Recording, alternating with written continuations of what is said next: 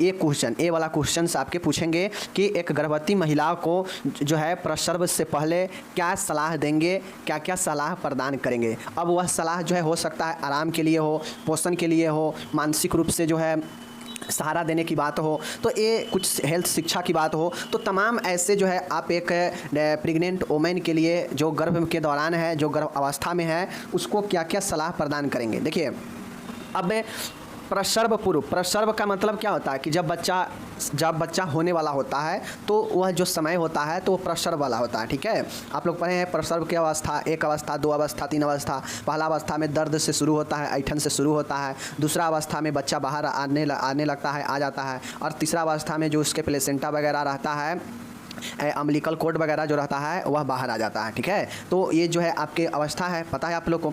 लेकिन ये जो प्रसव होता है, डिलीवरी होता है, इससे पहले मतलब जब बच्चा अभी नहीं होने वाला है, 9 माह तक बच्चा गर्भ में रहता है ना, तो जब समय पूर जाता है तो प्रसव का होगा, लेबर का समय होगा। लेकिन उससे पहले, लेबर से पहले जब से महिला प्रेग्नेंट होती है तब से उसके शुरुआती समय से लेकर और प्रसव के पूर्व के जो अवस्था होते हैं वही प्रेग्नेंट अवस्था होता है, वही गर्भ का अवस्था होता है। ठीक है ना, यानी बच्चा जब तक गर्भ में है तब तक वह गर्भ अवस्था होगा। जैसे ही बच्चा का जन्म हो गया तो जन्म लेबर वाला में होता है। तो ये चीज़ें समझिए। तो हम लोग से क्या पूछ रहा है, तो एक गर्भवती मतलब एक प्रेग्नेंट वोमेन मतलब एक गर्भ अवस्था के दौरान महिला को प्रसव से पहले यानी बच्चे के जन्म से पहले गर्भ के दौरान क्या क्या आप उसे सलाह देंगे। अब ये क्वेश्चन तो एक यहाँ पूछ लिया, प्रसव पूर्व दिया है। ये इसी क्वेश्चन को दूसरे लैंग्वेज में पूछ लेता है। लैंग्वेज समान है, समझने का हेरा फेरी रहता है। कैसे, इसी क्वेश्चन को आपसे पूछ देगा कि एक गर्भवती महिला को गर्भ अवस्था के दौरान आप कौन कौन से सलाह देंगे, देखभाल के कौन कौन से सलाह देंगे। तो चाहे गर्भ अवस्था के दौरान पूछ ले या प्रसव से पूर्व पूछ ले, दोनों का मीनिंग वही होता है। जब आप सोचेंगे तो पता चलेगा कि हाँ, गर्भ अवस्था मतलब जब बच्चा पेट में पल रहा है, गर्भ है, अभी डिलीवरी नहीं हुआ है तो गर्भ अवस्था होगा। ठीक है ना, डिलीवरी से पहले मतलब गर्भ के दौरान, गर्भ अवस्था के दौरान, वही ना डिलीवरी से पूर्व होता है, प्रसव से पूर्व। तो उस समय क्या क्या सलाह प्रदान करेंगे तो आप लोग को मैं बता दूं कि इसी में ये क्वेश्चन मैं आप लोग को पढ़ाया था। शॉर्ट क्वेश्चन में क्या पढ़ाए थे कि एक गर्भवती महिला यानी एक प्रसव से पूर्व महिला को पोषण में क्या क्या जो है सलाह देंगे, मतलब सिर्फ पोषण के लिए बोला था। तो हम यहाँ पे सब चीज़ को इंक्लूड करेंगे, पोषण हो, काम हो, व्यायाम हो, ठीक है ना, आराम हो, सब चीज़ को हम यहाँ पे इंक्लूड कर लेंगे, क्योंकि हमसे यहाँ पे कंप्लीट 10 नंबर में यह क्वेश्चन कई बार पूछा जा चुका है। ठीक है, चलिए यहाँ पे देखिए, पहले सबसे पहले जानिए प्रसव पूर्व। प्रसव पूर्व को इंग्लिश में एंटीनेंटल कहते हैं। ठीक है, और सलाह मतलब एडवाइस, मतलब एंटीनेंटल एडवाइस यानी प्रसव से पहले आप क्या क्या सलाह जो है एक महिला को दे सकते हैं। तो गर्भकाल के दौरान यानी गर्भ अवस्था के दौरान यानी वही प्रसव से पहले गर्भवती महिला को निम्नलिखित सलाह देनी चाहिए। अब एक महिला जो प्रेग्नेंट है यानी डिलीवरी से पहले, उसको आप निम्नलिखित सलाह दे सकते हैं। कौन कौन से सलाह दे सकते हैं, तो उसमें पोषण से संबंधित सलाह मैं आपको पढ़ा चुका हूँ शॉर्ट वीडियो में। फिर भी चलिए आज हमें इसको कंप्लीट देखना है तो देखते हैं। पहला जो एक सलाह होगा वह पोषण से संबंधित सलाह होगा। ठीक है, पोषण से संबंधित। गर्भ अवस्था के दौरान उपयुक्त पोषण के अभाव से भ्रूण की वृद्धि तथा विकास प्रभावित हो जाती है, जिससे भ्रूण को कुपोषित हो सकता है। इससे बचने के लिए गर्भवती महिला को पोषण से संबंधित निम्न सलाह देते हैं। अब देखिए होता क्या है, एक महिला जो प्रेग्नेंट है, जो गर्भ अवस्था में है, या यूँ कहें तो जो प्रसव से पहले आप क्या क्या सलाह देंगे, तो पहला सलाह पोषण का सलाह देंगे। पोषण से संबंधित सलाह में क्या देंगे, तो जब महिला प्रेग्नेंट होती है, गर्भ अवस्था में रहती है प्रेगनेंसी के दौरान, तो उस समय चाहे वो महिला हो, चाहे वो उसके गर्भ में पल रहे शिशु हो, भ्रूण हो, उसके भ्रूण के वृद्धि और विकास के लिए पोषण की आवश्यकता होती है। और वह भ्रूण जो है किससे लेता है, पोषण माँ से लेता है, क्योंकि माँ के अम्बिलिकल कोड जुड़ा होता है प्लेसेंटा के साथ में, पता है। तो भ्रूण जो होता है, शिशु जो गर्भ में पल रहा होता है, वह क्या करता है कि माँ से अपना जो है एनर्जी हो, विटामिन खनिज हो, पानी हो, जल हो, श्वसन हो, सब चीज़ माँ से प्राप्त करते रहता है। तो जैसे अब एक भोजन है एक आदमी के लिए, लेकिन उस भोजन को हम 2 आदमी में बांटेंगे तो क्या होगा, पहला आदमी को खुराक जो है कम जाएगा, पहला आदमी को जो चाहिए उसमें कम जाएगा, मात्रा कम जाएगा। तो पहले आदमी को उस खुराक को पूरा करने के लिए आप क्या क्या करेंगे कि पहले आदमी को भी उसके अनुसार मिल जाए और सेकेंड आदमी को भी उसके अनुसार पूरा हो जाए। हमारे बातों को समझे होंगे तो ऐसा समझिए कि महिला है और उसके अंदर एक बच्चा पल रहा है। अब बच्चा को भी अपने वृद्धि और विकास करना है, बढ़ना है, शरीर का आकार बढ़ता है, हर एक चीज़ उसका बढ़ता है। पहले अंडा, धीरे धीरे वह जो है विकसित होकर भ्रूण बनता है, फिर धीरे धीरे वह शिशु के रूप में लेता है, उसके बाद समय पूर्णे पर जन्म ले लेता है, ठीक है। लेकिन जन्म से पहले वह बच्चा जब गर्भ में रहता है तो उसको बहुत ज़्यादा शरीर के रचनात्मक और संरचनात्मक क्रियाओं के लिए शरीर में बहुत ज़्यादा उसको पोषण की आवश्यकता होती है और वह पोषण माँ से लेता है। तो ऐसे में गर्भ के दौरान जो महिला होती है, गर्भवती महिला को पोषण लेने के लिए किन किन पोषण का हम लोग सलाह देंगे कि क्या क्या पोषण ले, जिससे आवश्यकता जो है बच्चे को भी पूरा हो और खुद का भी पूरा हो। क्योंकि उस समय अगर कोई महिला जो है सही से अगर पोषण नहीं लेगी तो उसका बच्चा क्या होगा, वृद्धि और विकास जो है प्रभावित होगा, ठीक है। साथ में कुपोषित हो जाएगा उसका बच्चा और साथ में महिला को भी इफेक्ट पड़ेगा। तो ऐसे में पोषण से संबंधित देखभाल का सलाह देंगे कि कौन कौन से पोषण लेनी चाहिए। तो पहला है विटामिन और लवण वाला, ठीक है। देखिए, अब पोषण जो होता है महिला को हम ज़्यादा से ज़्यादा कहेंगे कि आप जो है विटामिन और लवण खनिज वाला पोषण जो है ज़्यादा से ज़्यादा ग्रहण करें। ऐसे भोजन ले जिसमें ज़्यादा से ज़्यादा विटामिन और खनिज लवण हो, जो बच्चे को शरीर के वृद्धि और विकास के लिए महत्वपूर्ण हो सकता है। अब देखिए, विटामिन और लवण में कहाँ कहाँ से मिलता है। तो गर्भकाल के दौरान भोजन में मुख्यतः हरी पत्तेदार सब्जियां, आयरन युक्त भोज्य पदार्थ तथा विटामिन ए, बी, सी एवं डी युक्त भोजन लेने की सलाह देनी चाहिए। अब एक महिला जो प्रेग्नेंट है उसका प्रसव से पहले जो है हम क्या क्या सलाह देंगे ताकि उसका विटामिन और खनिज लवण मिल जाए। तो जो गर्भकाल होता है, जो गर्भ अवस्था के दौरान एक महिला को हरी पत्तेदार सब्जियाँ, आयरन युक्त भोजन, विटामिन वाला, vitamin A, B, C, D ऐसे भोजन के लिए लेने के लिए सलाह देंगे, ठीक है। ये सब कॉमन क्वेश्चन है, अपने दिमाग लगा के भी लिख सकते हैं कि हम महिलाओं को पोषण कैसे किन किन चीज़ों से पूरा कर सकते हैं। विटामिन डी द्वारा अस्थियों का निर्माण होता है, अतः इसकी पूर्ति के लिए भोजन में दूध, अंडा, मछली, पनीर सम्मिलित करना चाहिए। अब विटामिन डी जो है शरीर के रचनात्मक हिष्ट पुष्ट करने के लिए बहुत महत्वपूर्ण होता है। अगर आपका हड्डी ही कमज़ोर हो जाएगा तो जब हड्डी ही कमज़ोर हो जाएगा तो शरीर का विकास कहाँ से होगा, शरीर कमज़ोर हो जाएगा। तो ऐसे में विटामिन डी युक्त भोजन के लिए मछली लेना चाहिए, अंडा, दूध लेना चाहिए, पनीर लेना चाहिए। ये सब विटामिन डी भरपूर मात्रा में होता है और इसके लेने से हड्डी मजबूत होता है, हड्डी का निर्माण होता है। बच्चे में यह चीज़ें आवश्यक है, ठीक है। नेक्स्ट यहाँ पे देखिएगा, गर्भकाल में रक्ताल्पता से बचने के लिए गर्भवती महिला को प्रतिदिन 5 से 10 mg की फॉलिक एसिड की आवश्यकता होती है, ठीक है। देखिए, होता ही है कि गर्भ के दौरान जो महिलाएं होती है उसको बहुत ज़्यादा रक्त का भी जो है ऑब्जर्वेशन होने लगता है, ठीक है ना। तो ऐसे में ब्लड की कमी उस महिला को होने लगता है। तो उस महिला को फॉलिक एसिड जो ब्लड के एनीमिया से बचाता है उसको लेने के लिए सलाह देंगे। फॉलिक एसिड के टैबलेट ले, आयरन के टैबलेट ले, ठीक है ना। इसकी पूर्ति के लिए जो महिला है उनको बोलेंगे कि हरी पत्तेदार सब्जियाँ, ठीक है ना, सीरियल्स ले, दालें ले आदि शामिल करनी चाहिए अपनी भोजन में ताकि ब्लड के कमी ना हो, एनीमिया ना हो, ठीक है। नेक्स्ट है, गर्भ के दौरान महिला को प्रतिदिन 1000 से 1200 mg कैल्शियम की आवश्यकता होती है, जिसकी पूर्ति के लिए आहार में दूध, अंडों का उपयोग किया जा सकता है। अब एक महिला जब वो प्रेगनेंसी में होती है, जब वो प्रेग्नेंट रहती है तो उस दौरान उससे जो है जो भोजन में जो आयरन की, कैल्शियम की मात्रा होती है वह बढ़ जाती है आवश्यकता। तो इसके लिए 1000 से 1200 mg कैल्शियम की आवश्यकता पड़ती है एक प्रेग्नेंट वुमेन को। तो इसके लिए प्रतिदिन दूध और अंडे का प्रयोग करना चाहिए। तो ये सब हो गया पोषण के दौरान, ठीक है। गर्भवती महिला में आयरन की कमी से रक्ताल्पता होने की संभावना होती है। तो इसके लिए हम लोग चाहें तो आयरन और फॉलिक एसिड की जो सप्लीमेंट आता है, जो गोलियां आता है वो भी दे सकते हैं।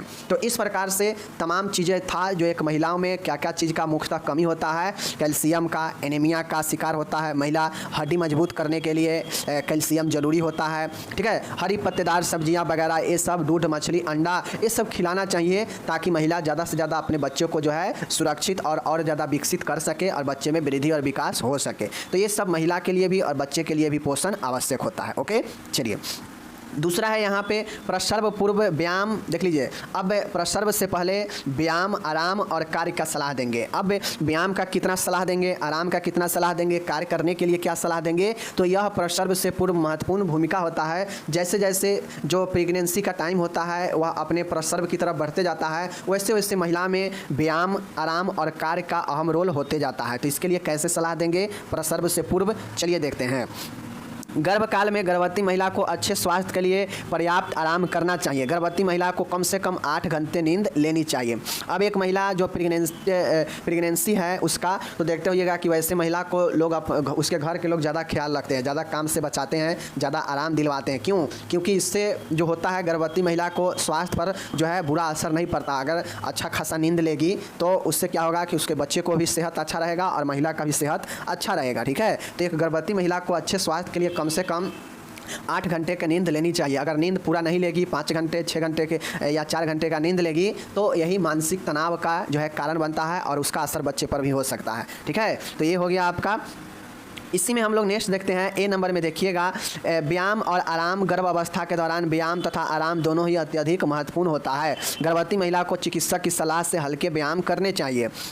मेरे डियर, जो व्यायाम आराम और जो कार्य वाला हम देख रहे हैं तो इसमें जो व्यायाम और आराम होता है एक गर्भ अवस्था में एक प्रसव से पूर्व महिला को लिए बहुत ज़्यादा महत्वपूर्ण होता है। देखते होइएगा कि जो लेडीज डॉक्टर होती है उसके पास अगर कोई प्रेग्नेंट वुमेन जाती है दिखाने तो उसको कहते हैं कि थोड़ा जो है टहलिए, थोड़ा जो है एक्सरसाइज कीजिए, हाथ पैर को जो है चलाइए। ऐसे क्यों कहता है? ताकि उसका स्वास्थ्य पर कोई जो है बुरा असर ना पड़े और शरीर उसका मूवमेंट में रहे एक्सरसाइज से। ठीक है ना, तो एक्सरसाइज जो है महिला चिकित्सक की सलाह से हल्का व्यायाम करना चाहिए, इसका सलाह दे सकते हैं आप। ठीक है, शारीरिक स्वच्छता। गर्भ अवस्था के दौरान त्वचा की देखभाल करनी चाहिए तथा मुख गुहिका का भी विशेष ध्यान रखनी चाहिए। अब गर्भ अवस्था के दौरान जो है महिला को क्या करनी चाहिए कि आप अगर नर्स है तो एक महिला को आप ये सलाह देंगे कि गर्भ के दौरान स्वच्छ रहे, साफ रहे, त्वचा का देखभाल करे, मुँह का देखभाल करे, तो ये सब का देखभाल करनी चाहिए। ठीक है, नेक्स्ट सलाह देंगे कि गर्भ के दौरान जो है सूती कपड़े पहने और ढीले ढाले वस्त्र पहने।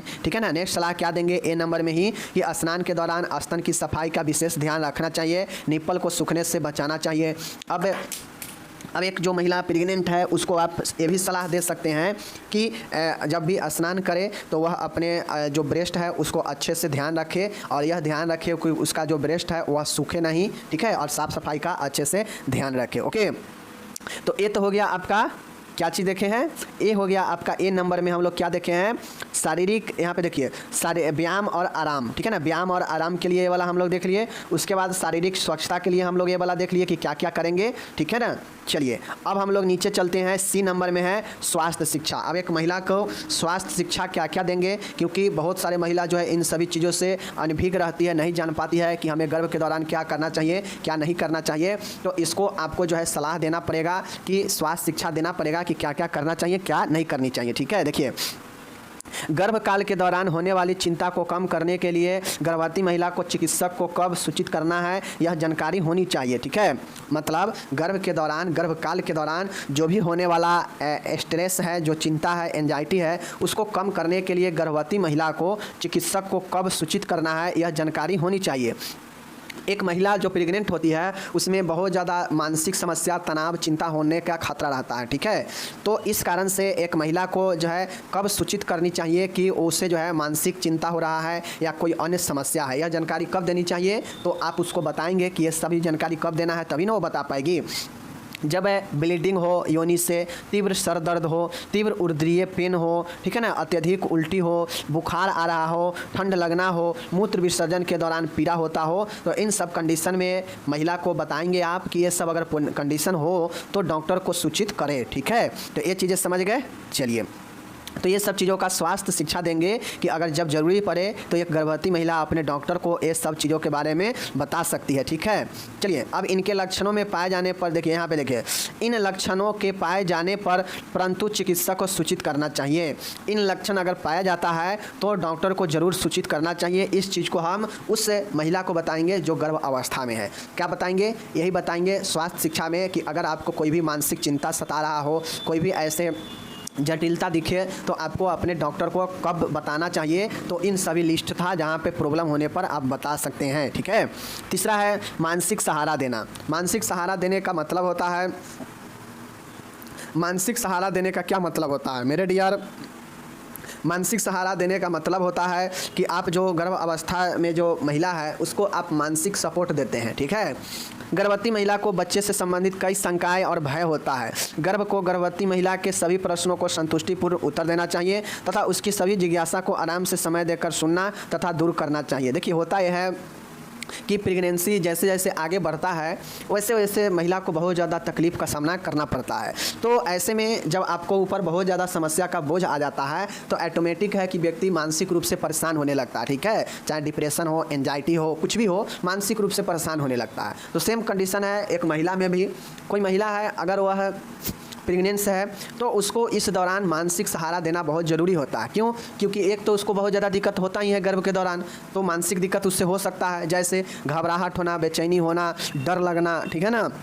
तो ये सब हो ही सकता है। साथ में उसको अपने गर्भ में पल रहे बच्चे से संबंधित भी आशंका मन में हो सकता है कि हमारा बच्चा कैसा है, हमारा बच्चा तो है सही है या नहीं है, मतलब तमाम तरीके के उसके मन में ख्यालें आएंगे। तो इन सभी प्रश्नों को जो भी प्रश्न वो अगर पूछती है तो उसका जो है संतुष्टि और ध्यानपूर्वक जवाब दे, आराम से जवाब दे और उसको समय दे और उसके बातों को सुने और उसके समस्या और जिज्ञासा को क्या करना चाहिए, देखना चाहिए। और कोई भी अगर डर है, कोई भी अगर शंका है तो उसे दूर करना चाहिए। तो मानसिक सहारा आप दे सकते हैं, ठीक है।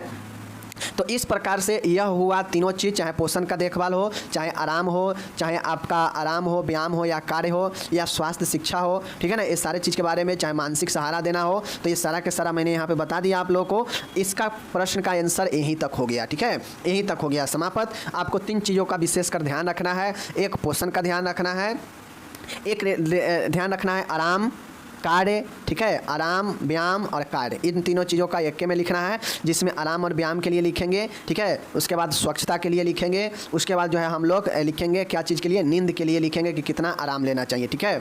तीसरा मानसिक सहारा प्रदान करना। तो इस प्रकार से आपका यह प्रश्न मानसिक सहारा पर ख़त्म हो जाता है एक प्रसव पूर्व देखभाल में, समझ गए। चलिए, और कब क्या अगर जटिलता होता है तो डॉक्टर को कब बताना चाहिए वो भी मैंने ऊपर में बता दिया, समझ गए ना। चलिए अब यहाँ पे देखिए, अब यहाँ पे ये क्वेश्चन तो हम देख चुके हैं, लेकिन फिर से हमको देखना है कि प्रसव पूर्व एडवाइस, मतलब एक महिला को प्रसव पूर्व एडवाइस देने का क्या उद्देश्य होता है, क्या इसका जो है एडवाइस का क्या जो है पर्पज़ है, क्यों यह उद्देश्य दिया जाता है। तो आपसे एंटीनेंटल केयर का जो है उद्देश्य भी पूछ सकता है। तो उद्देश्य तो ऐसे मैं बता चुका हूँ, लेकिन फिर भी देख लीजिए यहाँ पे। पहला है गर्भवती महिला के स्वास्थ्य की देखभाल। सबसे पहला महत्वपूर्ण बातें होता है कि एक गर्भवती महिला है उसके स्वास्थ्य के देखभाल करने के लिए प्रसव से पूर्व का देखभाल बहुत ज़रूरी है। तो पहला उद्देश्य। दूसरा उद्देश्य है गर्भकाल के दौरान होने वाले रोगों को शुरुआती अवस्था में पता लगाना तथा उनका उपचार करना। अब गर्भ के दौरान महिला को बहुत सारे जो है समस्या होने लगते हैं शारीरिक रूप से, तो उसके समस्या को स्टार्टिंग में ही, शुरुआती अवस्था में ही पहचान कर उसका उपचार कर दिया जाए, इसलिए भी यह इसका उद्देश्य है और यह जरूरी है, ठीक है। तीसरा है यहाँ पे देखिएगा, गर्भवती महिला प्रसव काल के दौरान स्वयं की पर्याप्त देखभाल कर सके। अब एक महिला जो गर्भ के प्रेगनेंसी पीरियड में है वह अपना देखभाल खुद से कर सके, इस लायक बनाने के लिए यह जरूरी है कि आप उसको सलाह देंगे क्या क्या चीज़ों का इसका एक उद्देश्य होना ये जरूरी है, ठीक है। गर्भवती महिला की प्रसव पूर्व देखभाल, उसे टिटनस का टीका लगाना तथा उसे कम से कम 3 एंटीनेंटल जाँच के लिए प्रेरित करना। मतलब एक गर्भवती महिला को प्रसव से पूर्व देखभाल में इसलिए ज़रूरी है कि उसे टिटनस का टीका लगे और कम से कम प्रसव से पहले जो है 3 बार जांच जरूर कराए अपने प्रेगनेंसी पीरियड में। तो इसलिए यह ज़रूरी है, एंटीनेंटल केयर का ये सब उद्देश्य है, ठीक है। ये सब मैं ऐसे पढ़ा चुका हूँ, लेकिन फिर भी मैं आपको बता देता हूँ, रिपीट कर देता हूँ, क्योंकि इसी क्वेश्चन में लिखना है तो आपको लिखना पड़ेगा। अधिक गंभीर केस का पता लगाना हुआ रेफर करना। अब कभी कभी होता यह है कि गर्भ के दौरान महिला में बहुत ज़्यादा भयंकर जो है इमरजेंसी कंडीशन बन जाता है, तो इस केस को, ऐसे केस को पता लगाना कि कौन से महिला जो है हाई रिस्क प्रेगनेंसी में है, तो उसको पहचानना और उसको आगे रेफर करना, यह जो है एंटीनेंटल केयर का उद्देश्य होता है। नेक्स्ट है, छठा है, प्रसव से पूर्व जाँच के द्वारा गर्भ अवस्था के दौरान पाई जाने वाली विभिन्न जटिलताओं का पता लगाकर उसका उपचार किया जा सकता है। जैसे अब होता यह है कि अगर मान गए प्रसव के दौरान अगर कोई जटिलता होता है तो उसका अगर देखभाल हो रहा है, प्रसव से पहले का अगर देखभाल उस महिला को दिया जा रहा हो समय समय पर, तो उसके अंदर अगर कोई भी कॉम्प्लिकेशन, कोई भी अगर जटिलता आता है तो उसको पहचाना जा सकता है देखभाल के जरिए और उसका उपचार किया जा सकता है, ठीक है। इसलिए देखभाल प्रसव से पहले जरूरी होता है। जैसे किन किन चीज़ों का जटिलता हो सकता है, तो जैसे योनि से रक्तस्राव, ब्लीडिंग आना, भ्रूण का असमान परीक्षण, एमनियोटिक फ्लूइड का कम या अधिक होना, हीमोग्लोबिन का समान से कम हो जाना, जाना, भार का कम या ज़्यादा होना, ग्लूकोयूरिया होना, ठीक है, रक्त दाब का बढ़ जाना, योनि का संक्रमण। तो ये सब जो है समस्या है जो गर्भ के दौरान जो है देखा जा सकता है। तो अगर ये सब दिखा जा रहा है तो इसको शुरुआती अवस्था में ही पहचान कर इस जटिलता को या समस्या को जो है उपचार करना इसलिए भी जरूरी है। और इसका यह एक उद्देश्य है। किसका उद्देश्य है? एंटीनेंटल केयर का, मतलब प्रसव से पूर्व का देखभाल का यह उद्देश्य होता है कि कोई भी अगर जटिलता हो गर्भ के दौरान, गर्भ अवस्था के दौरान, तो उसका पहचान कर उसका तुरंत जो है उपचार दिया जा सके। और इसलिए यह सब जटिलता को पहचानना चाहिए, देखभाल करना चाहिए। यह एंटीनेंटल केयर का उद्देश्य हो गया। तो देख सकते हैं गर्भपात क्या है, इसके कारण, लक्षण, सभी चीज़ें देखना है।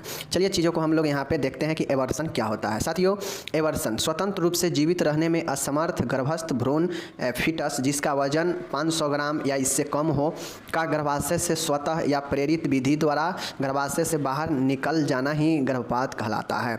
साथियों, गर्भपात के मीनिंग होता है एवर्सन का कि जब बच्चा, जो फीटस, जो भ्रूण होता है, वह गर्भ में जो है जीवित रहने में असमर्थ होता है, फ्री रूप से, स्वतंत्र रूप से, या फिर जिसका वजन 500 ग्राम या इससे कम होता है, तो वह यूट्रस गर्भाशय से स्वतः या प्रेरित विधि, दो विधि है, स्वतः और प्रेरित, ये दो विधि है जिसके द्वारा यह जो है यूट्रस से बाहर निकल जाता है। और इसी को हम लोग एवर्सन कहते हैं। ठीक है, स्वतः मतलब होता है ऑटोमेटिक निकल जाना, और प्रेरित मतलब होता है जिसको उपाय करके निकाला जाता है। ठीक है, तो ये दोनों विधि है। चलिए इसको देखेंगे।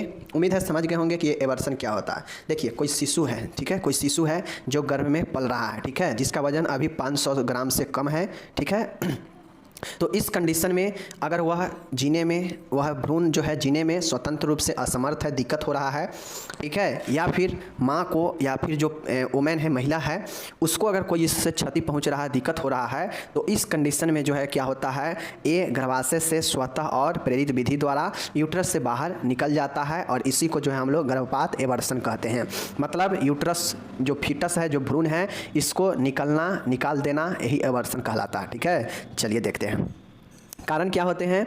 तो साथियों, इसके कारण में देख सकते हैं, इसके कारण को दो भागों में बांटा गया है। मुख्यतः इसके कारण को दो भागों में बांटा गया है। कौन कौन से हैं? पहला है फॉल्ट इन ओवम। अगर ओवम मतलब समझ रहे हैं ना कि जो अंडा होता है उसमें अगर फॉल्ट होगा, ठीक है, तो उसके कारण जो है आपके ओवम फॉल्ट में क्या क्या होगा देख लीजिए। आरोपण, इम्प्लांटेशन ठीक से ना हुआ हो तो इसके कारण ओवम की मृत्यु हो जाती है। ठीक है, अगर जो आरोपण होता है ओवम का, वह अगर सही जगह पर ठीक से नहीं हुआ होगा तो उस ओवम का जो है डिस्ट्रॉय हो जाता है, मृत्यु हो जाता है। तो यह जो है फॉल्ट होता है किसमें? ओवम में, जिसके कारण आरोपण नहीं हो पाता है सही से।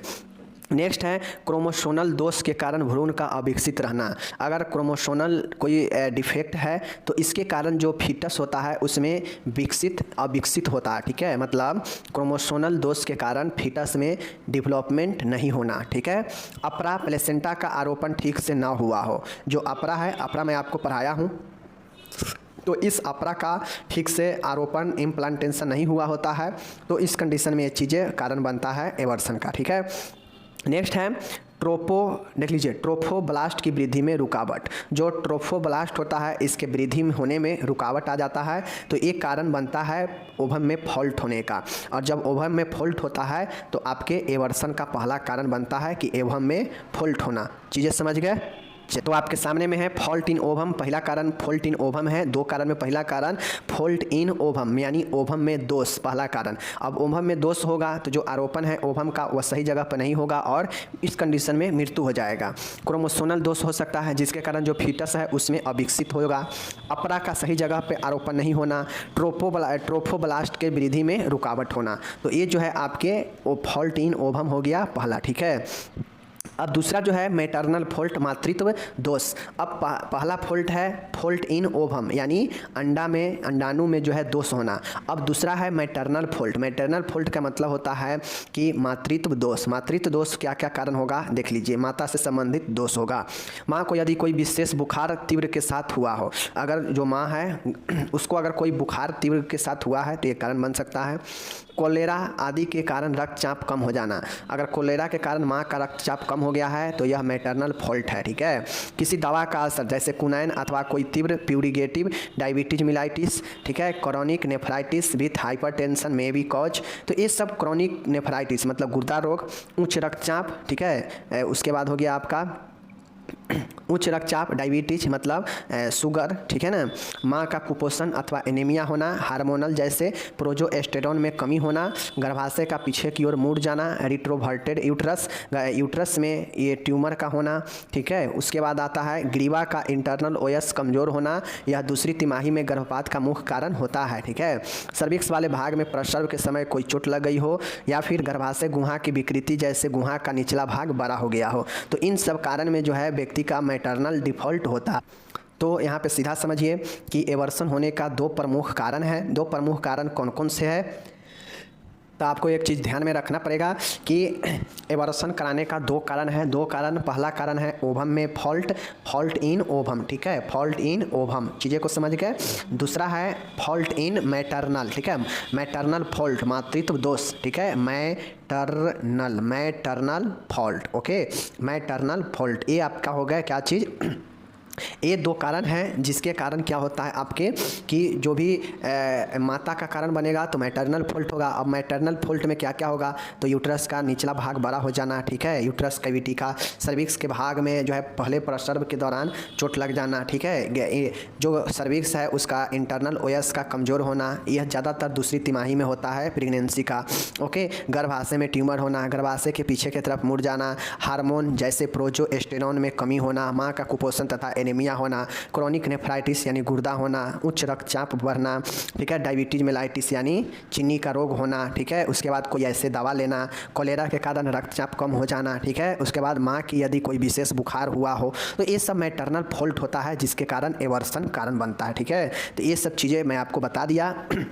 अब यहाँ पे आपको समझना होगा चिन्ह और लक्षण। अगर किसी को एवर्सन होता है तो उसमें क्या क्या लक्षण और चिन्ह होते हैं, क्या क्या देखने को मिलता है, तो इस चीज़ को चलिए देखिए। किसी का अगर गर्भपात कराया जाता है, एवर्सन होता है, तो उसमें योनि द्वारा रक्तस्राव आते रहता है, वैजिना के द्वारा ब्लीडिंग होते रहता है, चीज़ों को समझ रहे हैं। योनि से गांठ जैसी वस्तु का निकलना, योनि से वैजिना से जो है लंप जैसे गांठ जैसे वस्तु का स्राव होते रहता है। कमर व जांघों के आसपास पेल्विक रीजन में दर्द होता है। उदर के निचले भाग में ऐंठन युक्त दर्द जारी रहता है। अगर किसी का गर्भपात कराया जाता है तो एवर्सन होता है तो उसके जो पेट होते हैं, पेट के जो इलियाइक रीजन होता है, उस इलियाइक रीजन के नीचे जो है दर्द होते रहता है, ठीक है। अधिक रक्तस्राव के कारण स्त्री को बेचैनी हो जाती है, हृदय धड़कन भी बढ़ जाती है, एनीमिया भी हो जाता है, ठीक है। तो ये सब जो है आपके होते हैं लक्षण, और सारे लक्षण इसमें हो सकते हैं जो आप एक समझिए नॉर्मली तौर पर कि किसी का अगर एवर्सन हुआ है या कराया गया हो तो उसमें क्या क्या प्रॉब्लम होगा। चूँकि जो उसके घर में पल रहे शिशु भ्रूण होते हैं उसको निकाल दिया जाता है, तो उसको निकालने के बाद क्या क्या समस्या हो सकता है इस चीज़ को लक्षण में लिख देना है, ठीक है। चलिए अब हम लोग यहाँ पे देखेंगे प्रोसेस ऑफ एवर्सन, गर्भपात की क्या प्रक्रिया है। प्रक्रिया जानना बहुत ज़रूरी है, यही काम की चीज़ें हैं। गर्भ अवस्था के दूसरे माह से, ठीक है, दूसरे माह में गर्भपात में स्त्री की समस्त गर्भाशयी रचना पत्निका डेसुडा सहित एक ढेर पुंज के रूप में एक बार में ही बाहर आ जाती है, ठीक है, बाहर आ जाती है। तीसरे माह की गर्भपात में, ठीक है, कोरियन तथा डेसुडा गर्भाशय में ही रुक जाते हैं, जबकि गर्भ मतलब जेस्टेशन सैक बाहर आ जाता है। चौथे माह से यह प्रक्रिया छोटे पैमाने पर एक प्रकार का प्रसव ही होता है, ठीक है।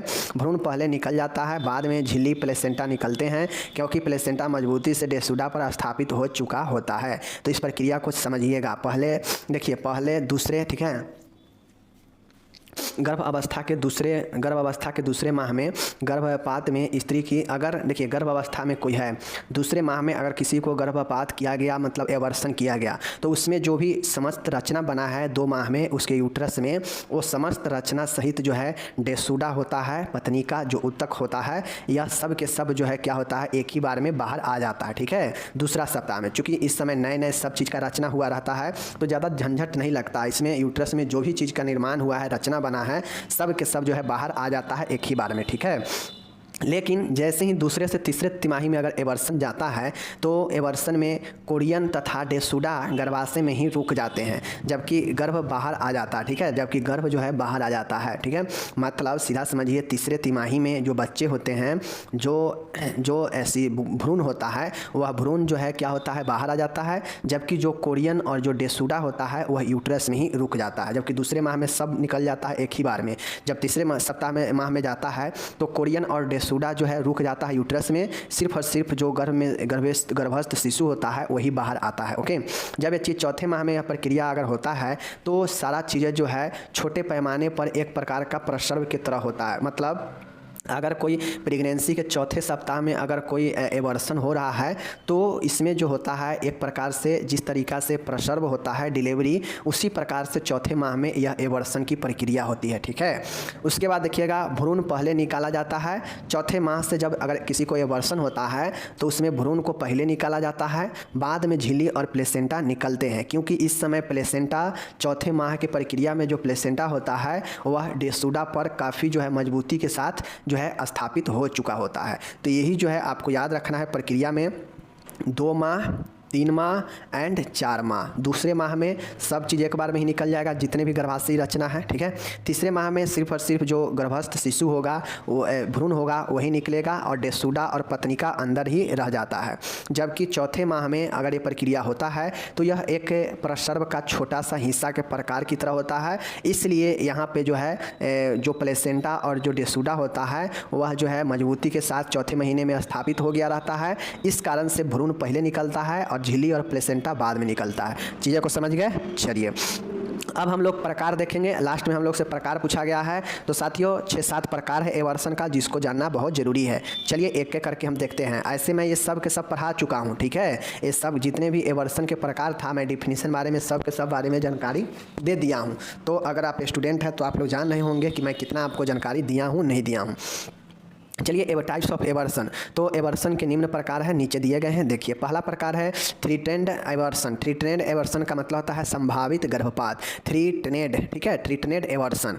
देखिए यह गर्भपात वह प्रकार है जिसमें गर्भपात की प्रक्रिया प्रारंभ तो हो गई है, परंतु यह उस स्थिति में नहीं पहुंची है जिसमें गर्भावस्था के जारी रखना असंभव हो। इसमें चिकित्सीय सहायता से गर्भपात को रोका जा सकता है। देखिए अब होता यह है कि थ्रीटेंड एबॉर्शन में होता यह है कि संभावित गर्भपात होता है। इसमें जैसे होता यह है कि किसी न किसी कारण से एबॉर्शन शुरू हुआ, लेकिन जब एबॉर्शन की प्रक्रिया शुरू हो गया तो इसमें अचानक से मन हुआ फैमिली का या जिसका एबॉर्शन हो रहा है उसका मन हुआ कि नहीं हमें एबॉर्शन नहीं कराना है, चाहे हम जिंदा रहे या नहीं। तो इस कंडीशन में यह जो है जितना देर तक यह प्रक्रिया हुआ है उतना देर के प्रक्रिया तक जो है इसे रोक दिया जाता है और चिकित्सक के डॉक्टर की सहायता लेकर जो भी हुआ है उससे और जो भी बाकी है उसको जो है बचाया जा सकता है, रोका जा सकता है। ठीक है, मन सीधा समझिए कि संभावित गर्भपात थ्रीटेंड एबॉर्शन एक ऐसा प्रकार है जिसमें यह प्रक्रिया एबॉर्शन का तो शुरू हो गया है प्रोसेस, बट यह इस स्थिति में नहीं पहुंचा है कि वहां से जो है अब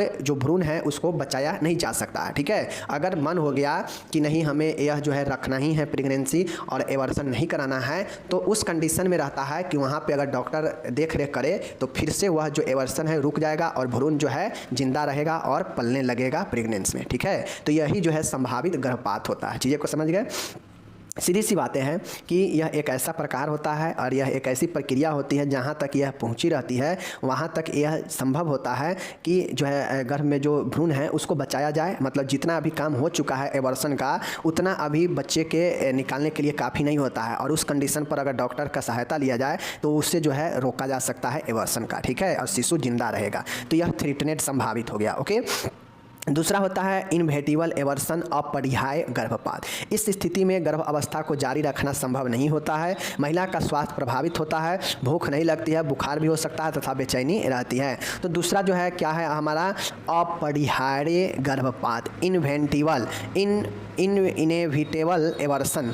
इस स्थिति में मतलब यह जब अपरिहार्य गर्भपात का मतलब होता है कि यह गर्भपात इस स्थिति में होता है। देखिए इस स्थिति में गर्भावस्था को जारी रखना संभव नहीं होता है। अगर किसी को किसी कारण से अचानक से कोई ऐसा प्रॉब्लम क्रिएट हो गया कोई प्रेग्नेंट वुमेन को, तो उस कंडीशन में जो है अगर उसको एबॉर्शन का बहुत ही ज़्यादा नीड है और कराना ज़रूरी है वरना जिंदा जो है नहीं रख पाएगा, तो इस कारण से अपरिहार्य कारण से उसको जो है एबॉर्शन तत्काल किया जाता है। तो उसी को जो है हम लोग अपरिहार्य गर्भपात कहते हैं, जो किसी भी स्थिति में गर्भ अवस्था को जारी रखना संभव नहीं होता है। अगर यह रखा जाए तो फिर जो है भ्रूण को या जो महिला है उसको नुकसान हो सकता है, तो इस कंडीशन में यह अपरिहार्य गर्भपात किया जाता है। ओके, तीसरा देखिएगा लीन गर्भपात है, मिस्ड एवर्सन है। मैं आपको पढ़ाया हूँ कि मिस्ड गर्भपात का मतलब होता है कि इसको अनभिज्ञ गर्भपात भी कहते हैं। इसमें होता यह है कि भ्रूण की मृत्यु हो जाती है परंतु गर्भाशय में ही रहता है। लीन गर्भपात मिस्ड एवर्सन का मतलब होता है कि इसमें जो है लोग पता नहीं रहता है कि जो है अंदर गर्भ के अंदर ही जो भ्रूण है उसका मृत्यु हो गया है। लोगों को पता, या जो भी स्त्री है प्रेग्नेंट, उसको पता नहीं रहता है कि हमारे गर्भ में पल रहे बच्चे का जो है मृत्यु हो गया है, भ्रूण का मृत्यु हो गया है, और वह जो है यूट्रस में ही कई दिनों तक रहता है। इसी को हम लोग लीन गर्भपात मिस्ड एवर्सन कहते हैं। समझ गए ना? ये ऐसा गर्भपात के प्रकार जिससे अनभिज्ञ कहते हैं, मतलब इससे कोई ज्ञान नहीं है कि हमारा भ्रूण जो है वह हमारे गर्भ में ही डेथ कर गया है, इससे कोई जो है हमें जानकारी नहीं रहता है, इसीलिए इसको हम लोग लीन गर्भपात मिस्ड एवर्सन कहते हैं, और यह कई दिन तक गर्भाशय में ही मृत्यु होकर रहता है। ठीक है। चौथा जो देखिएगा पूर्ण गर्भपात कंप्लीट एवर्सन। कंप्लीट एवर्सन का मतलब होता है कि इस गर्भपात में निषेचन के उत्पाद मतलब प्रोडक्ट ऑफ कंसेप्शन पूर्ण रूप से बाहर निकल जाते हैं। यह 3 माह से पहले ही होने वाला जो है एवर्सन होता है। अगर पूर्ण कंप्लीट एवर्सन का मतलब होता है कि जो भी उत्पाद है जो यूट्रस में बना है, चाहे वो निषेचन के फलस्वरूप जो भी प्रोडक्ट है, कंसेप्शन है, जो भी उत्पाद बना है वह जो है पूर्ण रूप से यूट्रस से बाहर निकल जाता है। ठीक है। इसी को जो है हम लोग कंप्लीट एवर्सन कहते हैं, और यह 3 माह से पहले ही होता है। ठीक है। 3 माह से तक जो है कोई ज़्यादा प्रोडक्ट रूप नहीं लिया रहता है, अभी धीरे धीरे स्टार्ट ही होता है बनना। तो इस कंडीशन में अगर जो भी निषेचन वाला प्रोडक्ट है और उसके साथ में और सारे चीज़ हो सकता है तो वह जो है कंप्लीट बाहर निकल जाता है, तो इसी के लिए हम इसको कंप्लीट कहते हैं। ठीक है। 5वां देखते हैं यहाँ पे अपूर्ण इनकम्प्लीट एवर्सन। इनकम्प्लीट, एक था पूर्ण एक है अपूर्ण। इनकम्प्लीट का मतलब है कि यह जो होता है गर्भपात कंसेप्शन से 12 सप्ताह, 12 सप्ताह मतलब समझ रहे हैं ना, 3 सप्ताह महीने के बाद ही होता है। ठीक है। कंप्लीट 3 महीने से पहले हो जाता है, अगर कंप्लीट होगा तो 3 महीने से पहले हो जाएगा। ठीक है। उसमें जो भी कंसेप्शन होगा कंप्लीट बाहर आ जाएगा। लेकिन जो अपूर्ण होता है, इनकम्प्लीट वाला होता है, यह 3 महीने यानी 12 सप्ताह के बाद ही होता है। इस प्रकार में ब्लीडिंग अधिक होता है, भ्रूण बाहर निकल तो जाता है जबकि प्लेसेंटा वाला भाग अंदर ही गर्भाशय में रहता है, इसलिए यह अपूर्ण गर्भपात कहलाता है। सीधा समझिए कि जैसे यह यूट्रस है, ठीक है, यह यूट्रस है, इसमें निषेचन के बाद कोई कंसेप्शन जो है ऐसे आकार में बना है, धीरे धीरे यह जो है शिशु के रूप में लेता है। तो जो कंसेप्शन बना है इसमें बहुत सारा झिल्ली लगा रहता है ऊपर से, तो इसमें जो भी कंसेप्शन मतलब जो भी उत्पाद बना है भ्रूण के साथ में, तो इसमें 3 महीने के बाद ही यह इनकम्प्लीट वाला होता है। 3 महीने के बाद क्यों होता है? क्योंकि इसमें भ्रूण जो है रूप ले लिया रहता है 3 महीने के बाद। तो इस कंडीशन में इसमें भ्रूण ही सिर्फ बाहर निकलता है, बाकी जो प्लेसेंटा होता है वह प्लेसेंटा वाला भाग जो है अंदर ही गर्भाशय में ही रह जाता है। इस कारण से इसे अपूर्ण गर्भपात कहते हैं। चीज़ों को समझ गए? चलिए 6ठा हम लोग देखेंगे सेप्टिक एवर्सन, विषाक्तता गर्भपात एवर्सन। ठीक है। इस प्रकार के गर्भपात में गर्भाशय तथा भ्रूण में संक्रमण हो जाता है। यह एक प्रकार से गंभीर स्थिति होती है जो अपूर्ण गर्भपात की भांति होती है। इसमें स्त्री को तेज ज्वर, उदर में ऐंठन युक्त दर्द होता है। ठीक है। नाड़ी दर बढ़ जाती है। साथियों जो हमारा यहाँ पे देखिएगा अपूर्ण वाला है, अपूर्ण से बाद वाला सेप्टिक है। तो इस प्रकार के जो एवर्सन होता है, इसमें जो भी एवर्सन होता है, इस एवर्सन में जो यूट्रस होता है और जो फीटस होता है इसमें संक्रमण हो जाता है, मतलब गर्भाशय और भ्रूण दोनों में संक्रमण हो जाता है, और यह एक प्रकार से गंभीर स्थिति होती है। ठीक है। जो अपूर्ण गर्भपात की भांति होती है, जो क्या होती है, इनकम्प्लीट एवर्सन की तरह ही होती है। इसमें महिला को तेज ज्वर और उदर के नीचे ऐंठन युक्त दर्द होता है। तो इस प्रकार से हम लोग जो है सेप्टिक एवर्सन बहुत गंभीर होता है, इसमें नाड़ी दर बढ़ जाता है और यह अपूर्ण गर्भपात की तरह ही होता है, और इसमें यूट्रस और फीटस दोनों में गंभीर संक्रमण हो जाता है। ओके, चलिए ये हो गया।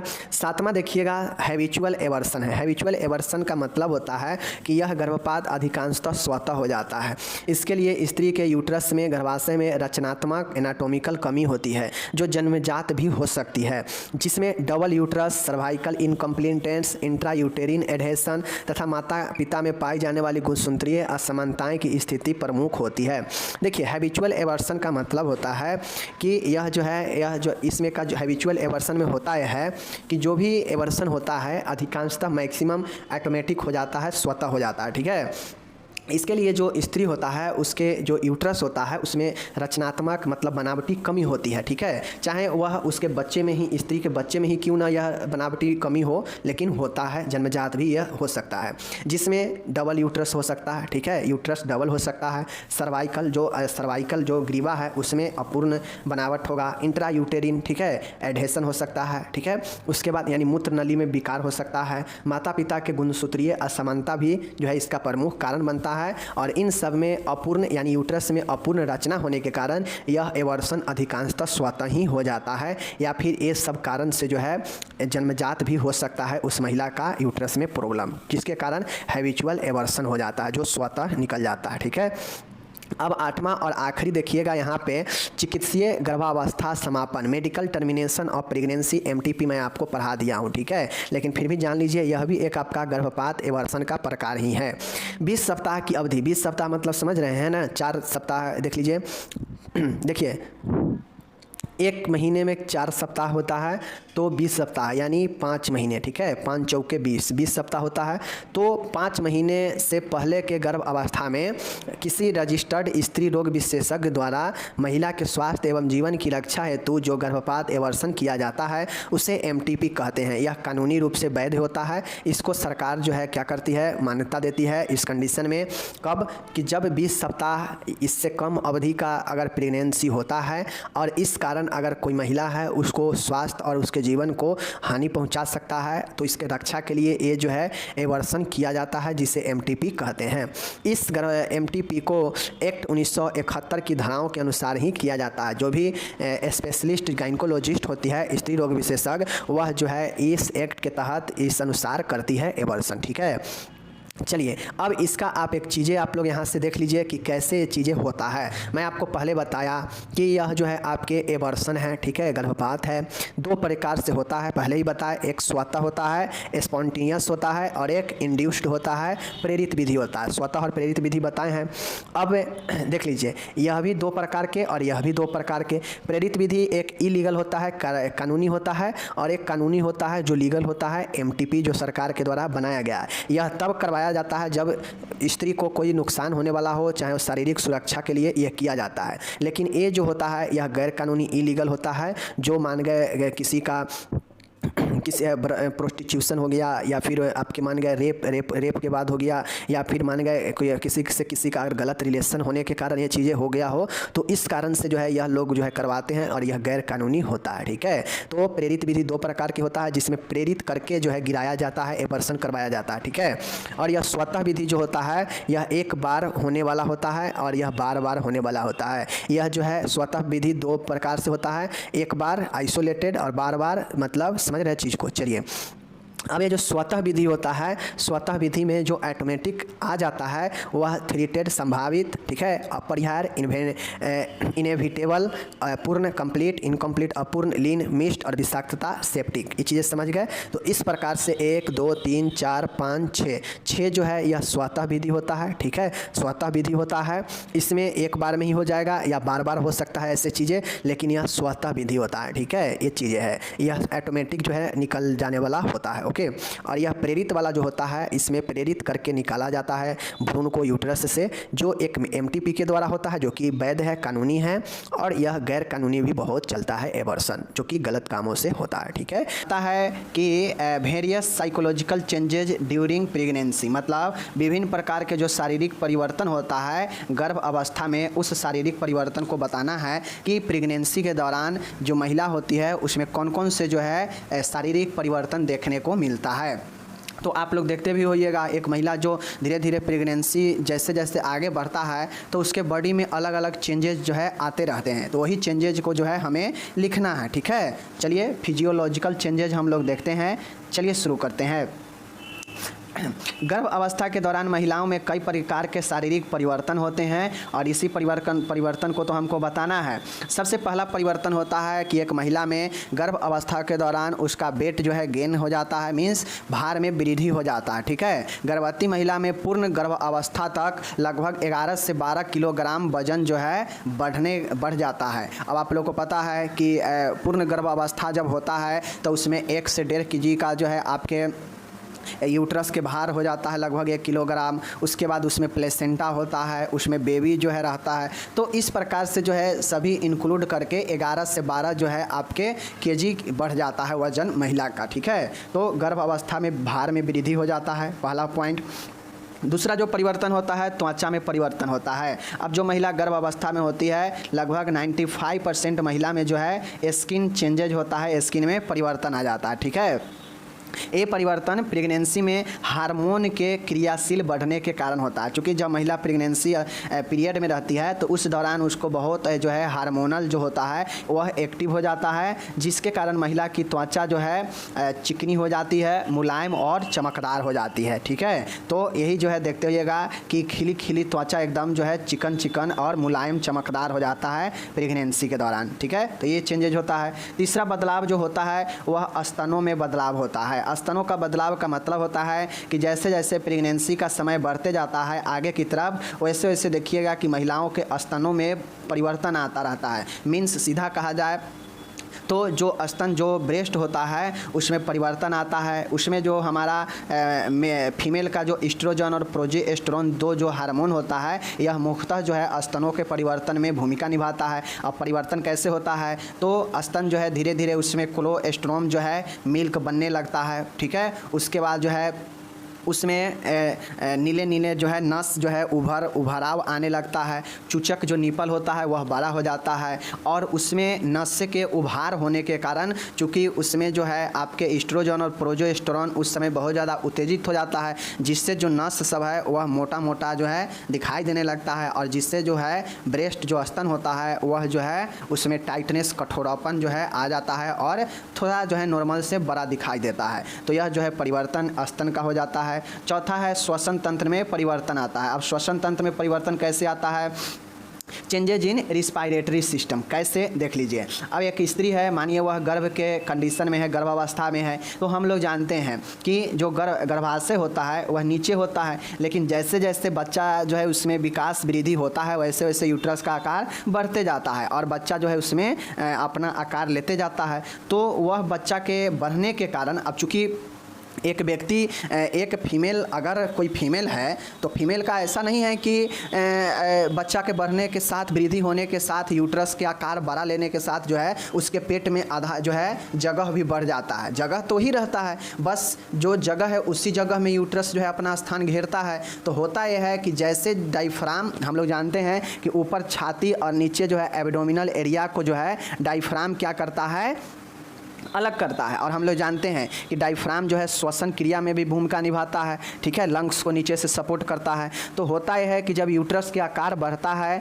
प्रेगनेंसी के दौरान तो लगभग जो डायफ्राम होता है ना, तो नीचे से यूट्रस बढ़ेगा तो ऊपर की तरफ तो प्रेशर देगा ही, तो लगभग डायफ्राम भी जो है अपना 2 इंच ऊपर उठ जाता है, ठीक है। अब जब डायफ्राम 2 इंच ऊपर उठ जाएगा तो फेफड़ा पर वह दबाव नॉर्मल से ज़्यादा बनाएगा, जिसके कारण जो है उसका क्या होगा कि जल्दी जल्दी श्वसन होगा। एक महिला जब प्रेगनेंसी में होता है तो देखते होइएगा कि वह श्वसन की क्रिया उसमें तेज हो जाती है, ठीक है।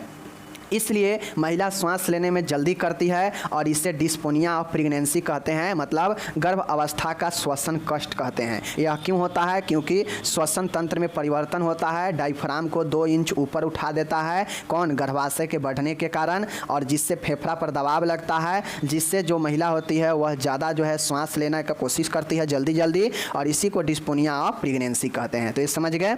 चलिए 5वां देखिएगा, हृदय एवं परिसंचरण तंत्र में परिवर्तन, चेंजेज इन कार्डियोवास्कुलर सिस्टम। अब जो हृदय और परिसंचरण तंत्र होता है उसमें परिवर्तन आ जाता है। तो एक महिला जब गर्भावस्था में जो महिला होती है उसका रक्त का आयतन बढ़ने के साथ ही हृदय का आकार बढ़ जाता है। गर्भाशय के दबाव से डायफ्राम ऊपर उठता है, जो कि अभी ऊपर देखे हैं, इसलिए हृदय थोड़ा सा ऊपर और बाहर की तरफ फैलता है। हृदय की गति सामान्य से 10-15 बढ़ जाता है और गर्भ अवस्था के समय रक्तचाप अपरिवर्तित रहता है।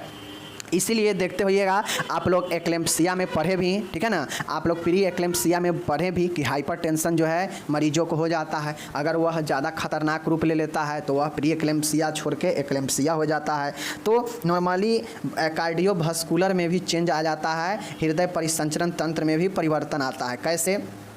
तो गर्भावस्था में महिला का जो यूट्रस होता है वह डायफ्राम को 2 इंच ऊपर उठा देता है। और हम लोग जानते हैं कि जैसे इस साइड हमारा जो है 2 फेफड़ा है, ठीक है, इस साइड हमारा 2 फेफड़ा है और यहीं पर हमारा जो है हार्ट है, इसी शेप में हार्ट है और यहाँ पे डायफ्राम है। तो जब ये डायफ्राम ऊपर उठेगा तो कहीं ना कहीं फेफड़ा पर भी दबाव देगा और ये हार्ट पर भी दबाव देगा। तो हार्ट जो है ऊपर की तरफ और बाहर की तरफ जो है फैलता है, श्वसन जो है ब्लड के पंप करने में, जिससे होता है कि महिला का जो हृदय गति होता है वह थोड़ा सा क्या हो जाता है, बढ़ जाता है और समान से 10-15 हृदय गति बढ़ जाता है। और गर्भ अवस्था में जो ब्लड प्रेशर होता है वह अपरिवर्तित रहता है, समझ गए, मतलब थोड़ा सा जो है बढ़ा ही हुआ रहता है, समझ गए ना चीज़ों को।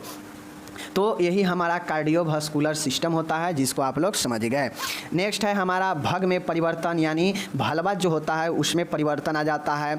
गर्भ अवस्था बढ़ने के साथ साथ जो भग है, भलवा है, उसकी रक्त आपूर्ति बढ़ जाती है, मतलब रक्त जो है ज़्यादा मिलने लगता है भलवा को, जिसके कारण भलवा फूला हुआ तथा ढीला दिखाई देती है। लेबिया मजोरा तथा लेबिया मेनोरा में अप्राकृतिक रूप से वृद्धि हो जाती है। यह सब जो है भलवा हमारा किस चीज़ का भाग है, तो फीमेल का योनि पार्ट का भाग है। आप लोग को पढ़िएगा तो समझ में आ जाएगा, ठीक है ना। तो जो लोग पढ़े होंगे रिप्रोडक्टिव सिस्टम उनको पता होगा भलवा क्या होता है, लिबिया मेजोरा क्या होता है, लिबिया माइनोरा क्या होता है, ठीक है। ये सब जो है वाजिनल आपके आसपास के अंग है, समझ गए। तो जो भलवा होता है वह जो है गर्भावस्था के समय में भलवा जो है फूला हुआ और ढीला दिखाई देता है। क्यों? क्योंकि इस समय रक्त का जो पूर्ति होता है वह बढ़ जाता है, जिसके कारण फूला हुआ और ढीला दिखाई देता है। लिबिया मेजोरा और लिबिया जो है माइनोरा जो है वह अप्राकृतिक रूप से उसमें वृद्धि हो जाती है। किस कारण से? ब्लड सप्लाई अधिक मिलने के कारण, ठीक है। तो ये जो है आपके हो जाते हैं चेंजेज इन भलवा। 7वां है गर्भ अवस्था के समय गर्भाशय में परिवर्तन। अब आप लोगों को एक चीज़ पता होना चाहिए कि गर्भ अवस्था अगर नहीं कोई फीमेल, अगर कोई महिला गर्भ में नहीं है, गर्भ अवस्था में नहीं है, तो उसका जो यूट्रस होता है ना वह जो है 50 ग्राम से लेकर 80 ग्राम के आसपास में जो है होता है नॉर्मल। लेकिन वही महिला अगर पूर्ण रूप से अगर उसका गर्भ अवस्था हो चुका है, वह कंप्लीट जो है प्रेगनेंसी में है, तो उसका जो यूट्रस का जो साइज होता है ना लगभग 20 गुना बढ़ जाता है, समझ सकते हैं। तो 20 गुना बढ़ेगा तो लगभग 1000 ग्राम हो जाएगा, 1 किलोग्राम के आसपास हो जाएगा। तो जब गर्भाशय का आकार बढ़ जाता है तो इसकी मांसपेशीय, संयोजी व लचीले ऊतक तंत्रिका रक्त वाहिनी में वृद्धि हो जाती है। जाहिर सी बातें है कि हमारा अंगुली छोटा सा आकार में है, लेकिन किसी का अंगुली अगर बड़ा होगा तो उसमें नस भी बड़ा होगा अंगुली का, ठीक है, उसका मसल्स भी जो है उसमें बड़ा होगा, उसका जो रक्त वाहिनी होगा उसमें जो तंत्रिका होगा, नर्व होगा, जो भी चीज़ें बड़ा होगा उसमें जो है बड़ा जो है नस होगा, बड़ा नर्व होगा, बड़ा मांसपेशी होगा। तो उसी प्रकार से महिला के जो यूट्रस जो प्रेगनेंसी में होता है लगभग समान से 20 गुना बढ़ जाता है, जिसके कारण उस यूट्रस का जो नर्व होता है, जो रक्त वाहिनी होता है, जो मसल्स होता है, जो संयोजी ऊतक होता है, ये सब में वृद्धि हो जाता है, जिसके कारण इसमें जो है इसमें यूट्रस में वृद्धि हो जाता है। तो यह गर्भ अवस्था में परिवर्तन होता है, गर्भाशय में परिवर्तन होता है गर्भ अवस्था के समय। ओके, गर्भाशय में होने वाले संकुचन निम्न होते हैं। अब यूट्रस में प्रेगनेंसी के दौरान अलग अलग जो है संकुचन होते रहते हैं। तो एक होता है इनफ्रीक्वेंटली कंट्रैक्शन, मतलब आवृत्ति विहीन संकुचन। आवृत्ति विहीन का मतलब होता है कि ये नहीं पता होगा कि कब कब संकुचन हो रहा है, कभी भी शुरू हो जाएगा, कभी भी रुक जाएगा, तो आवृत्ति विहीन संकुचन होगा। दूसरा ऐंठन युक्त संकुचन होगा, जिसे स्पाज्मोटिक कंट्रैक्शन कहते हैं। नेक्स्ट है इरेगुलर कंट्रैक्शन होगा, अनियमित संकुचन होगा, ठीक है, दर्द रहित संकुचन होगा, पेनलेस कंट्रैक्शन होगा। तो यूट्रस में ये सब कंट्रैक्शन जो है होता है प्रेगनेंसी के दौरान, तो यह भी एक परिवर्तन का ही सूचक है, ठीक है। आवृत्ति विहीन, ऐंठन युक्त, अनियमित और दर्द रहित, ये जो है याद रखिएगा यूट्रस का संकुचन। 8वां है रक्त संबंधी परिवर्तन, ब्लड रिलेटेड चेंजेज। अब जो महिला होती है उसमें रक्त में भी परिवर्तन आ जाता है। गर्भावस्था के समय महिला के रक्त के आयतन लगभग जो है 40 से 50% की वृद्धि हो जाती है, ठीक है। यह वृद्धि गर्भ में 8वें सप्ताह से प्रारंभ होती है और 32वें सप्ताह तक निरंतर होती रहती है। आरबीसी का भी आयतन 20 से 30% बढ़ जाता है। तो माय डियर, आपको ये मानना चाहिए कि जो महिला होती है प्रेगनेंसी में, उस समय उसको जो है ब्लड की ज़्यादा ज़रूरी होती है, इसलिए उसका जो रक्त का आयतन होता है वह लगभग 40 से 50% वृद्धि हो जाती है। क्यों? कि उसको रक्त का जो देना पड़ता है वह अब उसके बच्चे को भी रक्त देना पड़ता है, और गर्भ में तो माँ से ही बच्चे को सब चीज़ मिलता है। तो ऐसे में जो महिला होती है उसके रक्त में परिवर्तन ये होता है कि गर्भ अवस्था के समय महिला के रक्त जो होता है ना, ब्लड जो होता है, उसमें 40 से 50% की वृद्धि हो जाती है। ठीक है, आयतन में। आयतन मतलब चाहिए कि इतना हमें चाहिए। ठीक है, तो एक महिला में अगर मान गए 4 लीटर से 5 लीटर अगर ब्लड नॉर्मल रहता है, तो इसके समय प्रेगनेंसी के समय यह आयतन हो सकता है 4 से 6 लीटर में बदल जाए। तो इसीलिए 40 से 50% वृद्धि कहा गया है। यह वृद्धि गर्भ के 8वें सप्ताह से शुरू होता है और 32वें सप्ताह तक निरंतर जो है होते रहता है। और जो ब्लड में आरबीसी, डब्ल्यूबीसी वगैरह वगैरह जो होता है ना, उसमें आरबीसी का आयतन भी 20 से 30% बढ़ जाता है। तो इसीलिए देखते होइएगा कि महिलाओं को आयरन, फॉलिक एसिड की गोली जो है ज़्यादा दिया जाता है, ताकि ब्लड जो है मेंटेन करके रख सके। ठीक है ना, तो यह रक्त संबंधी परिवर्तन होता है। ओके, 9वां है गर्भ अवस्था में योनि में परिवर्तन। अब जो हलवा को ऊपर समझ गए ना, वह योनि को भी आराम से लिख दीजिएगा। अब होता यह है कि प्रेगनेंसी के दौरान जो है महिला के जो योनि जो वैजिना होता है, उसमें अप्रत्याशित रूप से, मतलब अनएक्सपेक्टेड रूप से जो है वृद्धि हो जाता है। ठीक है, और उसमें वृद्धि क्यों होता है? क्योंकि उसमें बहुत ज़्यादा ब्लड जो है सर्कुलेट होने लगता है, वैजिना के वाल भित्ति में बहुत ज़्यादा ब्लड पहुँचने लगता है, जिससे जो है वैजिना जो है फूल जाता है। और ऐसा नहीं फूल जाता है कि उसमें स्वेलिंग हो गया है, नहीं, नेचुरली रूप से फूल जाता है और उसमें जो है क्या हो जाता है, ढीली हो जाती है। अब ढीली क्यों होता है, फूलता क्यों है? क्योंकि बच्चा जब डिलीवरी हो तो उस समय आसानी हो बच्चे को डिलीवरी करने में, इसीलिए ढीला पड़ता है और जो है वह फूल जाता है नॉर्मल से। तो यह जो है योनि में परिवर्तन आता है। ठीक है, तो चेंजेज इन वैजिना याद रखिएगा। चेंजेज क्यों होता है? क्योंकि इसमें अप्रत्याशित रूप से विकास हो जाता है और बहुत ज़्यादा ब्लड का आपूर्ति होने लगता है, जिससे जो वाल होता है, भित्ति जो होता है, फूल जाती है और ढीली हो जाती है, जिसमें जो है वैजिना में इलास्टिसिटी बढ़ जाता है, तन्यता बढ़ जाता है, मतलब सिकुड़ने फूलने का जो है हम लोग लचीलापन कहते हैं, यह जो है होने लगता है, ताकि जो बच्चा है वह जन्म लेने में आसानी हो। ठीक है, तो ये चीज़ें हो गया। 10वां है मूत्र तंत्र में परिवर्तन, चेंज इन यूरिनरी सिस्टम। अब एक महिला जब प्रेगनेंसी में होती है तो उसका यूरिनरी सिस्टम में भी जो है परिवर्तन आता है। कैसे? तो गर्भ अवस्था का प्रथम लक्षण महिला का यही होता है कि बार बार मूत्र आना। ठीक है, जो भी महिला प्रेगनेंसी में होती है वह सामान्य से ज़्यादा जो है उसको मूत्र जो है त्याग करना पड़ता है, बार बार मूत्र जो है आता है। जो गुर्दे की लंबाई, मतलब किडनी की लंबाई और रीनल पेल्विस की वृद्धि के कारण होता है। चूँकि जो प्रेगनेंसी के दौरान जो यूट्रस अपना आकार लेता है ना, वह सब ऑर्गेन को प्रभावित कर देता है, डायफ्राम, हार्ट को, पेल्विस को, ठीक है, किडनी को, सब को प्रभावित करता है अपना साइज बढ़ने से यूट्रस का। ठीक है, तो जिससे होता है कि रीनल जो होता है ना, गुर्दा जो किडनी है उसका लंबाई और रीनल पेल्विस के लंबाई में जो है वृद्धि हो जाता है, और जिसके कारण सेकेंड और थर्ड तिमाही में शिशु का जो दबाव होता है वह ब्लेडर पर भी पड़ता है, मूत्राशय पर भी पड़ता है, जिससे बार बार मूत्र त्याग जो है जाना पड़ता है। उसी प्रकार से देखते होइएगा कि अगर मेल में अगर बार बार मूत्र जाने का इच्छा होता है तो कहीं ना कहीं उसका प्रोस्टेट जो है बढ़े होने का, या बीपी क्या बोलते हैं, शुगर बढ़े होने का खतरा हो सकता है। तो इस कारण से भी जो है ये सब होता है। चीज़ों को समझ गए? कोई दिक्कत नहीं है। चलिए, तो ये चीज़ें समझ गए कि क्यों जो है बार बार मूत्र जाना पड़ता है।